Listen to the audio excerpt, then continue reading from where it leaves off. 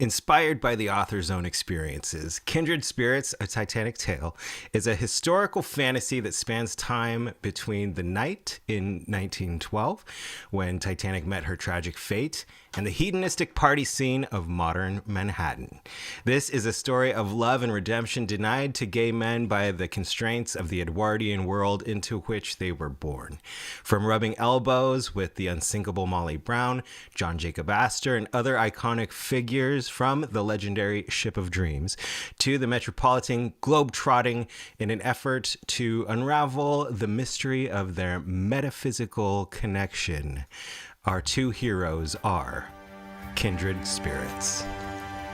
Hello and welcome to Titanic Legacy, a podcast that explores Titanic's lasting impact through conversations with creators, authors, artists, historians, filmmakers, musicians, entrepreneurs, and more who continue to keep the Ship of Dreams legacy not just alive, but thriving through their creative work. I am your host, Paul Carganilla, and today I am so excited to have a conversation with a man who I consider to be a dear friend that I met through the Titanic community, through his Titanic work. He is an entertainment host, a journalist, an author, obviously. He is the co-host of Titanic Talk with Alexandra Boyd about the Ship of Dreams, Titanic Movie Diaries. And he is, as I mentioned, an author. He's got so many books out, including his Dancing Between the Raindrops series. But now we're having him on to talk about a new Titanic creative adventure. Ladies and gentlemen, please join me in welcoming to the show, Nelson Aspen. How many people do you have there outside of your recording studio? Oh, there to applaud and cheer. They're all in the virtual world, giving us all a huge standing ovation as we get together from across the country and talk about this. Usually at the start of the conversation, I say, "Where in the world are you?" But I know you're in the heart of Manhattan. I am. If the church bells across the street just finished chiming, but the only thing now you're likely to hear is either my dryer stopping or an ambulance going down 125th Street, because I'm in Harlem, right? You're looking at me, and I'm looking at the marquee of the Apollo Theater. So, but I'll try to look at you too. A beautiful fortress that you have constructed. And if anybody doesn't know, he's got a book out about interior design. And if you go to his Instagram at Nelson Aspen, you're going to see this beautiful home that he has created, that he is joining us from. Through the miracle of technology, we get to have a conversation and see each other. Do you remember Demolition Man? Oh, barely. I remember the Money Pit. That's closer to my heart. It was a futuristic movie with Sylvester Stallone and Sandra Bullock, I believe. And there was a scene where people were having a conversation over video. And I remember as a kid, it blew my mind. But now it's like almost how we live our lives. Well, look at the Jetsons. I grew up on the Jetsons, where they were all talking on video call, and you could choose your face to put on. And really, that's just, all that is filters. I mean, Hanna-Barbera knew the future. Here we are. And I digest. As we get back on track here, we've had so many conversations on Titanic Talk, your podcast, my podcast, covepod. We, of course, have developed an amazing friendship, and I am excited to hang out with you at Titanic Weekend on the Queen Mary, April 12th through 14 of this year in Long Beach, California. Anybody who wants to join Nelson and I, please come on down to the Queen Mary. Go to titanicweekend.com for all the details and to register, grab your spot. But for anybody who doesn't know Nelson Aspen, how would you describe who you are?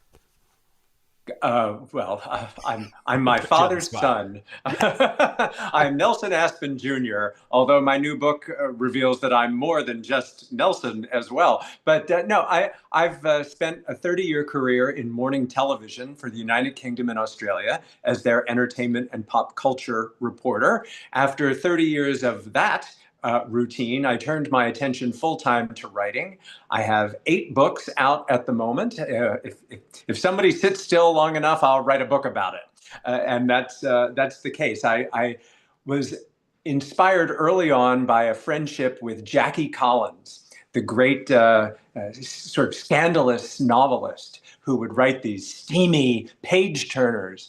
And she not only could churn out these really fun reads, but she was a brilliant businesswoman. She was a great interviewer. She was charming. She was sexy. She was generous. She had all the great qualities of someone you would want to interview. And I've interviewed so many thousands of people over the years that someone like Jackie really stands out. But she taught me a lot about the business of being an author as well.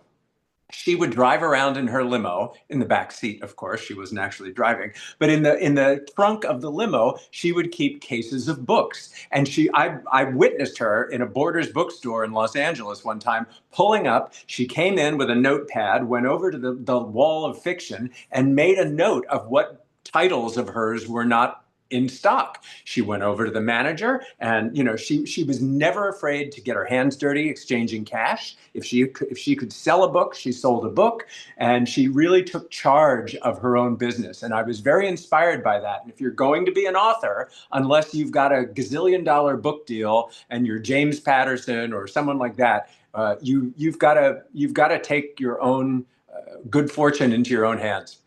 And you absolutely do that. You are a prolific, I would say, a prolific creator. You turn around and you say, I have this idea for something, and then it gets done. I can attest, I can say firsthand, it's inspiring to see so many people, so many creators out there. They just, you have an idea and then you're too scared. You're too afraid to start, to take the first step.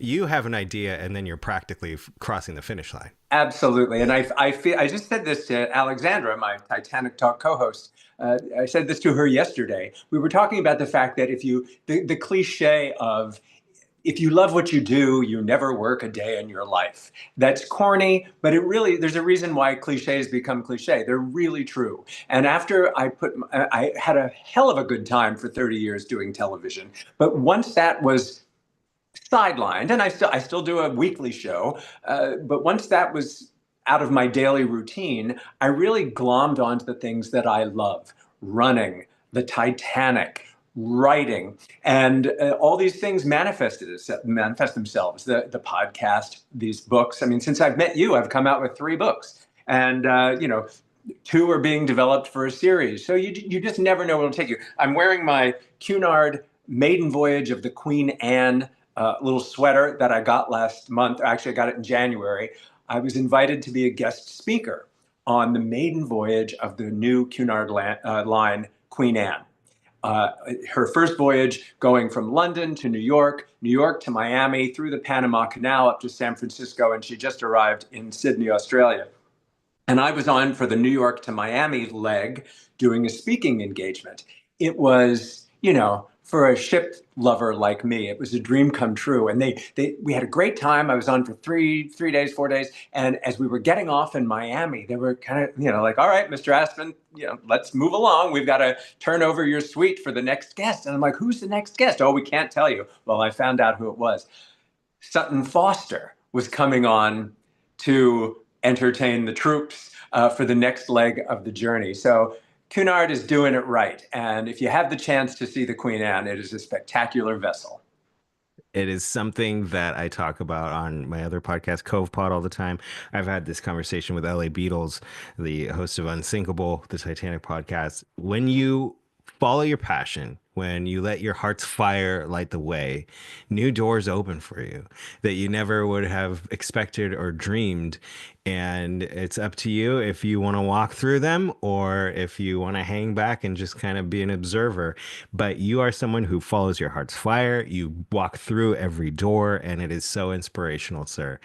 You talked about things you love, and you mentioned Titanic. When did Titanic first grab your interest?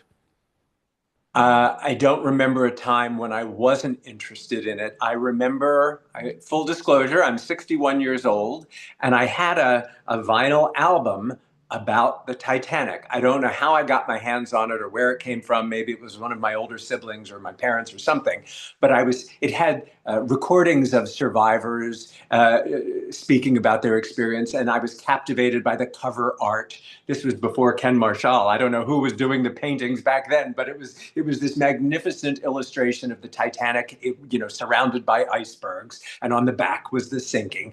And I was captivated by it, and we grew up with a pool, so I was fascinated by playing in the pool with boats and water. And it was not too much long after that, in 1972, or maybe December of 71, that the Poseidon Adventure came out in theaters, and I have a giant tattoo on my leg that I got in my late 30s, actually. It was not a child's whim.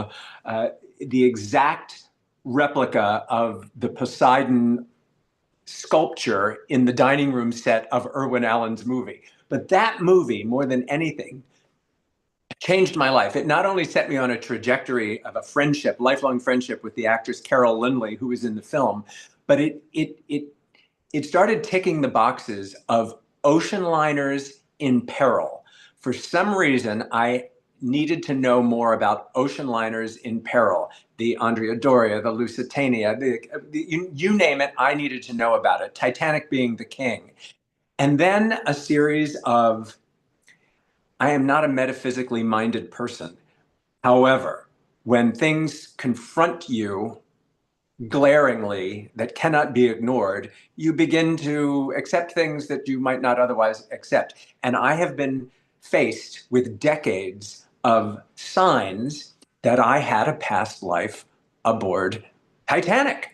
And no, I wasn't Captain Smith, and I wasn't Molly Brown. I wasn't anybody so famous that, I've got to dress up like them at Halloween. I was a rather obscure first-class passenger who is not mentioned frequently in Titanic history. And originally, I thought I would write this book as my story. As you know, you held up my two previous novels, the Dancing Between the Raindrops series, are really my memoirs, for lack of a better description. I fictionalized them, but they're really my memoirs. Available today, and they're filthy. at Amazon, on Amazon, or ask your favorite bookstore to get them for you. They're so good. Jackie Collins would be so proud of me, because those are two very nasty, steamy, naughty adult books. So I thought, okay, what are we going to do with my reincarnation story, with my Titanic tale? So I have fictionalized it to set it in the present.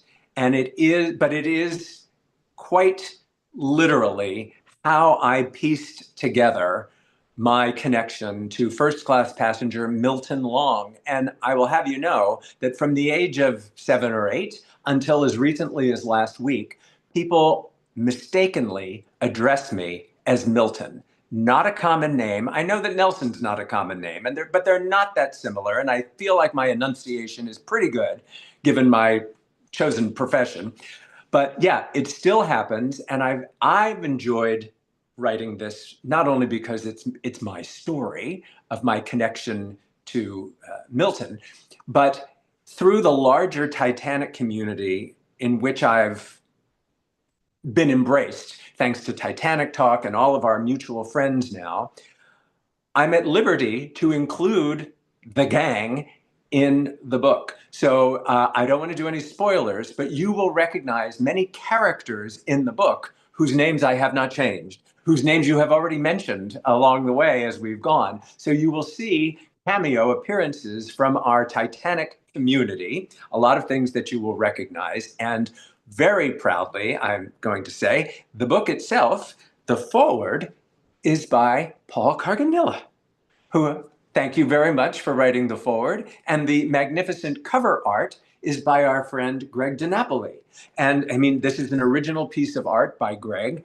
And it feels like a group effort. So it's really special. It was bittersweet to reach the end because I wanted it to go on. I want more. Milton has always been a part of my life, but now the character of Milton. We don't know much about his true existence of the 29 years he was on Earth. So I got to invent a backstory for him. And I disclaim that this work is a figment of my imagination, but the Titanic facts are real, and I had to make sure Stephen Schwenkert was a bit of a fact checker for me to make sure I didn't make some glaring mistake about Titanic.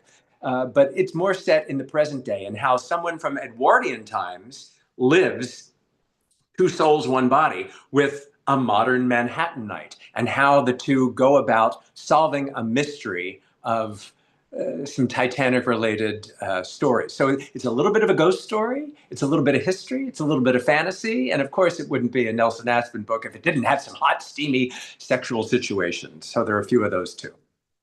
I do want to talk more about it. Before we go any further, I do have to say, I was totally honored when you asked me to write the foreword for your book. So thank you again for that opportunity. And I want to show everybody, and all the listeners can hear the trailer for the book. But before we just gloss over it, you mentioned people talk or refer to you as Milton sometimes randomly. You got to tell us the Dr. Robert Ballard story. Well, the year that Dr. Ballard found the Titanic wreck, before he had gone down, they just knew where it was. They had located it. Now, forgive me, I want to say 87, 88, somewhere around there. And I was a young man living in New York City, completely out of my mind excited about this, as were most people, even if they had only a passing interest in Titanic. It was groundbreaking global news. And arguably, Dr. Ballard was the most famous man in the world that week. He was on the cover of Time magazine, and it was a big story. And I just knew, because of my compulsion to be near the Titanic, I had to get in touch with Dr. Ballard. Now, that was not an easy thing to do in the days of telephone books, rotary dials. Oh, we had push button dials by then, but still, you had a phone with a cord and you had to use the phone book to get anywhere. So I thought, how am I going to track down this guy at the Woods Hole Oceanographic Institute, Massachusetts? So Woods Hole, Massachusetts. So I got out the phone book and I decided the Navy was going to help me. I got in touch with the Woods Hole Oceanographic Institute via the Navy. I get on I can see it. I'm sitting on my bed in my little studio apartment on East 40th Street. And I get the Institute on the phone, and the lady on the other line, said, "Who's calling, please?" I'm sure he was very busy that week. And I said, "My name is Nelson Aspen, and I'd like to speak to Dr. Ballard. Hold on, please." She goes away, and I'm thinking, is he really going to pick up? Is he really going to? He picked up the phone, and he goes, "Hello, Milton." He said, "Hello, Milton." And if you don't know the Yiddish word plots, it's a very good word to know. I nearly plotzed. And he couldn't have been nicer. We talked for a minute or two, and I told him, "I'll do anything. I'll scrub the decks. I'll be a cabin boy, whatever you need. I want to be a part of this expedition." He very kindly, like 3 or 4 days later in the mail, I got an application to the Woods Hole Oceanographic Institute. And I had enough time to sleep on it to realize this is not a career path that I want to pursue. I don't think I want to be an oceanographer. I've got to do show business. But I was very grateful by the kindness that Dr. Ballard extended to me. And the punchline is that he addressed me as Milton. Just casually, the man who discovered the Titanic wreck gets a phone call from you and calls you Milton. That's wild. You can't make this stuff up. And if that's not some otherworldly hand on my shoulder, I don't know what is.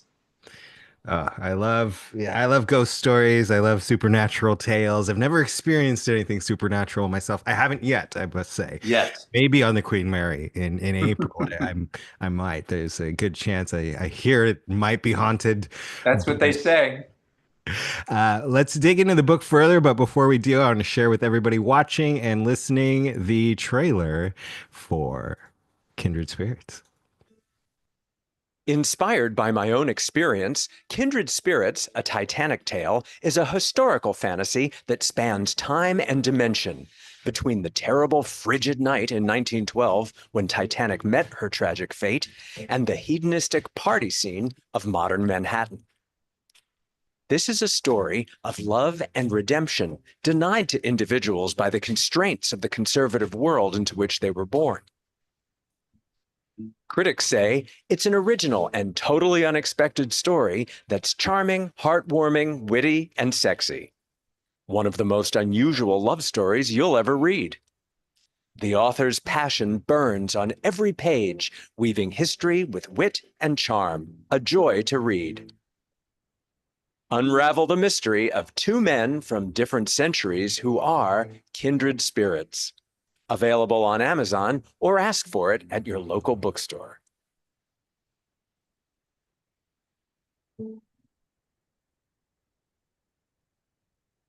Look at that beautiful cover. Oh, yes. Great job, Greg DiNapoli. And I know from experience, and you mentioned your inspiration from other authors before you, but you hit the pavement. When you put out a new book, you get out there, you do the book signings, you do the book tour. What kind of journey has this one set up for you? Well, it's going to be a busy couple of months, and we're going to kick it off. I've got a lot of press duties coming up, which will be fun. And then starting with the Titanic weekend on board the Queen Mary with you and our other fellow Titaniacs. I'm really looking forward to that. That's the weekend before the Titanic anniversary. And I haven't been on the Queen Mary. It is special to me because the exterior shots for the Poseidon adventure were filmed on the Queen Mary. And the last time I was there, gosh, it's been over 20 years, but I was interviewing Pamela Sue Martin, who was one of the stars of the Poseidon Adventure, and I was interviewing her on the deck. And we recreated a scene because there's the kid that played her younger brother in the movie would be about my age. So she was a very good sport, and we played along and did that. So after the Titanic weekend, I'll head to Los Angeles. I hope you will, because you're a Los Angelino. I hope on the actual anniversary, April 15th, I'll be doing a book signing at the Four Seasons Hotel in Beverly Hills on Doheny Drive in the afternoon. All of this is on my website, of course. After Los Angeles, I'll come back to New York. I'll have a couple signings in New York. I will head to Boston, and there's a Titanic exhibition going on in Boston, and I'll be doing a book signing there. I will then head to London, doing one in London, and then the big finale will be going to Belfast, where I'll be doing signings at the Titanic Museum Hotel Distillery. And I haven't been to Belfast since all of that was built. So it's going to be a thrill for me, as you know, because you've been there, to see and experience this wonderful thing. And I had a chat with the distillery people the other day, and they love the name Kindred Spirits because they actually have a drink there named Kindred Spirits. So I said, we got to come up with something, and that'll be the signature drink. When we finish Belfast, that's in May, I'll come back, do one more signing in Baltimore, and then, because you know I can't sit still, I've decided I've got to do something musical. Because last year I did a Tony Bennett tribute show, and I wasn't expecting it, but I got 3 Broadway World Cabaret Awards, including Best Show. And like, okay, that was then, like, let's move on and do the next thing. This year it's going to be about the Titanic. But I feel like, oh gosh, I won 3. So I should at least do something musical this year so I can get nominated, hopefully. And I thought, well, what am I selling this year? I'm selling my book. I'll do a Kindred Spirits, the Titanic Tale cabaret show, where I'll tell stories, I'll have visuals, sing a few songs, and that'll be coming up in July. So it's going to be a Titanic year. I did 2 cruise gigs. And I'm hoping to do another one before the year is out. So it'll be a very nautical 2025. As you were saying, leading up to it, the nautical new year with Nelson. Oh, well, you don't want it to end up like the Poseidon on New Year's. So I try never to sail on New Year's Eve. Speaking of Poseidon, we just have to say we miss you. Thank you so much, Gene Hackman, for all of your work that you left us with. That, of course, just happened a few days ago before we were recording this. You mentioned your friendship with Carol, and after, how did that all come to be? Carol, well, when I saw Poseidon Adventure when I was 8, I was so besotted with that beautiful blonde who sang The Morning After. And I immediately had my mom go out and get me the 45 RPM of The Morning After as sung by Maureen McGovern. So in my little 8-year-old brain, I thought, oh, I'm in love with Maureen McGovern. And then all of a sudden I saw Maureen McGovern on a talk show or something, on Dinah Shore or Mike Douglas. I'm like, hold on, that's not the woman from the movie. And my dad sort of helped me figure out who we were talking about. And I'm like, oh yeah, that's who I'm in love with. Carol Lindley. Mom took me to my first Broadway show in 10th grade, which was a comedy called Absurd Person Singular, starring Carol Lindley, who had just taken over for Sandy Dennis. We met outside the stage door of the Music Box Theater, and our little Instamatic camera with the cube that turned around didn't turn. The cube didn't turn, so the picture didn't come out. I was devastated. I was so devastated that my father took it upon himself as a life mission to introduce me properly to Carol Lindley. Pulled a few strings, told a few yarns, got me a lunch date with Carol Lindley when I was 15 years old, and we became very, very close friends over the years until her passing in 2019. And one of the many things we would do together, I would be her escort to Poseidon conventions and autograph shows and screenings. And a lot of times people assumed I was that little boy grown up from the film, the actor Eric Shea, because we were about the same age. And Carol would just be like, just go for it. And there I'd be sitting in between Ernest Borgnine and Roddy McDowall watching the Poseidon adventure. It was every little geek dream come true. And, you got to be careful when you were sitting next to Roddy McDowall. Watch those hands there, Roddy. Oh, quick shout out to Mr. Aspen, your father. I wish I had met him. We've talked about him on other chats we've had on covepod, and he just sounds like just the best dad ever. So, do you know what he said to me after arranging that whole thing with Carol Lindley, which was life-changing for me, and it was life-changing for her too, because as she got older, we spent a lot of time together. We had monthly lunches, and we were very, very close. But Dad said to me, he said, after all that was done, he said, someday I want you to do something like that for your kid. That was the lesson he was trying to teach me, that you got to make sure you do at least one gigantic gesture for your kid. And that was certainly the gift for him. But he appreciated my Titanic obsession from an early age. This was, before there was eBay, before you could find anything online. I was so into Titanic. There was some auction in Philadelphia near where I grew up. A lot of these aspects are in the book. My dad bid against the Titanic Historical Society for a life vest. He was bidding against, you can't outbid the Titanic Historical Society.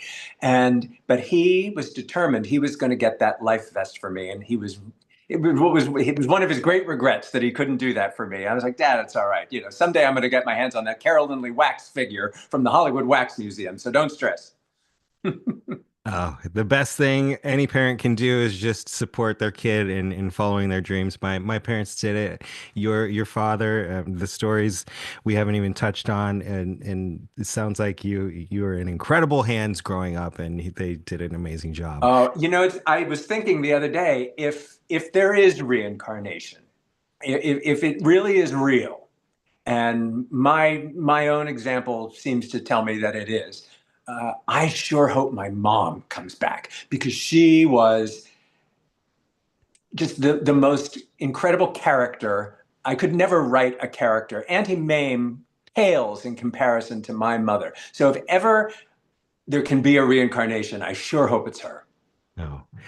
I know we're running up against the clock here, and I want to talk about Titanic Talk, the podcast. You have a new season coming out, and we're going to get to hang out with Alexandra, your co-host on the Queen Mary. But with all this talk right now, I can't speed bump the story about your wedding ring. Can you share that real quick? Oh, yeah, that has nothing to do with the book. No. Yeah, I've been married now. We've been married for 2 years, but we've been together for 11. Talk about kindred spirits. And my parents were they were maybe not the most romantic couple, but they sure were fun. They were both very beautiful, and they were funny, and they were more partners in crime than they were a romantic couple. But they were a great match. And Dad died first, and Mom held on to his wedding ring. And then she was a bit of a merry widow. When she was finally alone after all those years, she goes, "Oh, here, do you want it?" I'm like, "No, Mom, I want you just keep it. I'll get it eventually." And she goes, "Well, you want mine?" I'm like, "No, I want you to wear your wedding ring. And, just for me, I want you to wear your wedding ring." So when she passed away, I got the two of them, and my husband and I knew we were getting married. So I had my two rings, Mom and Dad, fused together and resized. And it's still inscribed their little secret message that they had to each other. So I've got my parents on my finger at all times, and Johnny will eventually, hopefully, no time soon, but hopefully one day he'll have the same. Thank you for indulging me. I know it wasn't about your book, but I just love that story. It gives me goosebumps every time I hear it. And we were talking about how amazing your parents were, so I just wanted to dive into. Thank you. I But keep them alive that way. you will, speaking of keeping things alive, this Titanic legacy of, the storytelling involved. And I talked to Don Lynch about it, and the importance of, or how valuable is telling nonfiction, sewing nonfiction into the Titanic tale. But bottom line is, we're keeping the story going. We're keeping people interested in it. We're creating, inspiring new people to, come to Titanic, to fall in love with the ship. But we get to celebrate all of this creativity and new books coming out, new films coming out, new documentaries. Will be on the Queen Mary in April. Nelson will be there with his books. Greg DiNapoli, the artist who drew the cover, will be there. You can get the book signed, get your hands on it. And also your co-host of Titanic Talk, Alexandra Boyd, will be there with several cast members. Breaking news, I haven't even made the big announcement yet, but other than Judy Preston and Alan Moore O'Brien, several other cast members will be there of Ship of Dreams, Titanic Movie Diaries. And you actually, let's not overlook, are featured in that film, which was just released and is available for everyone to see. But we're going to get to spend time with you and your Titanic Talk co-host on the Queen Mary. Tell us, Eddie, what's new with Titanic Talk? Well, we weren't going to do a season 3. I think we did over 40 episodes in the first 2 seasons. But between her DVD being released with her deal with having the movie available for streaming, and my book was like, well, there's 2 episodes right there. And then our mate Stephen Schwenkert has got his new book out, The Six. So we wanted to do an episode about that. We've got a couple other ones lined up, but we want to do something a little different this year. Rather than worrying about, oh, we got to record this and get it out every 2 weeks, which is what we were doing, and it became a job. It became work, and we didn't want it to be work. It's to bring us pleasure. So we decided we have so many events coming up that and now with our phone, we can record these things. So we will just go around and shoot these things, like on Titanic weekend, and we can live podcast from there. We can get material, and we'll actually craft episodes out of these event situations. So that'll be a lot of fun. And you mentioned the snowball effect of Titanic creativity. You could argue no one has done more for the legacy of Titanic than James Cameron with his film. And that was taking imaginary characters and placing them on Titanic. So there's room for dramatic license. And that's what keeps the coals in the fire, so to speak. So it's a great thing. But you have to also honor what was true. So I think I was writing that fine line in the book, and I think I achieved it. I know I will hear from people if they think I didn't, but that's what's fun. I want your reviews. Oh, all the exciting stuff coming up. Check out Titanic Talk, the podcast. Check out Ship of Dreams, Titanic Movie Diaries. Of course, check out nelsonaspen.com. Follow him on Instagram at Nelson Aspen, and find Kindred Spirits on Amazon today. Today was like a Yeah, surprise. don't wait. You can have it. You can have it by the time. Certainly, you can have it Monday or whatever day of the week you're watching this. You can have it in no time. And I think it's a fun page turner. It's adult. It's for adults only. Sorry, Everly, you can't read this one either. And once you've got your copy in your hand, bring it to the Queen Mary at Titanic Weekend. Check out titanicweekend.com. Join us. I'll be there. Nelson will be there. Alexandra will be there. So many of our Titanic community friends will be there. We can't wait to meet you. Before we cut you loose and pull up the anchor, Nelson, is there anything else you want to mention that we haven't hit on yet? Well, I just want to thank you for your ongoing friendship and generosity. There are, in a world full of people who get very territorial and protective about their things. From the moment we met you, you have been so embracing and generous with sharing your talents and enthusiasm with us. So we're really grateful. You're the best. I follow my heart's fire, and it led me to you, and you've been incredible. That should be a lyric. You gotta say, I followed my heart's fire, and it led me to you. I'll let you write, since you are so prolific. I will let you write that tune. I want to thank everybody for spending some time with us here today. If you enjoyed this episode, please leave a positive review and a rating. Of course, this podcast isn't produced by a company. I do it because I'm passionate about it, and all of your reviews help in every way to keep it going and growing. Thank you one more time to Nelson Aspen. Ships ahoy. Thank you so much. I'll see you in April. And thanks to everybody for spending your time with us here on Titanic Legacy. Until next episode, seize the day, follow your heart's fire, and make each day count.